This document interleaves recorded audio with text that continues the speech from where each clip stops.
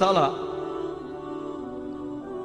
আপনার বিশ্বাসকে বাড়িয়ে দেয়, আপনার বিশ্বাসকে শক্তিশালী করে।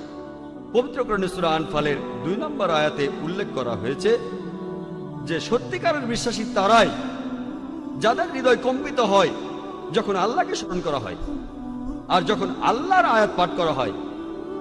এটা তাদের ঈমান বৃদ্ধি করে এবং তারা তাদের প্রতিপালকের উপরে নির্ভর করে। পবিত্র কোরআন বলছে, সূরা ফাতিহার 5 থেকে 7 নম্বর আয়াতে উল্লেখ করা হয়েছে, ইয়াকা না'বুদু ওয়া ইয়াকা নাস্তাঈন, আমরা তোমারই ইবাদত করি, তোমারই সাহায্য প্রার্থনা করি। ইহদিনাস সিরাতাল মুস্তাকিম সিরাতাল লাযিনা আন'আমতা আলাইহিম গায়রিল মাগদুবি আলাইহিম ওয়ালাদ-দাল্লিন, আমাদের সরল পথ দেখাও, তাদের পথ যাদের তুমি অনুগ্রহ দান করেছো, তাদের পথ নয় যারা ক্রোধ নিপতিত, যারা পথভ্রষ্ট। এতে আপনার জীবনের শৃঙ্খলা বাড়বে,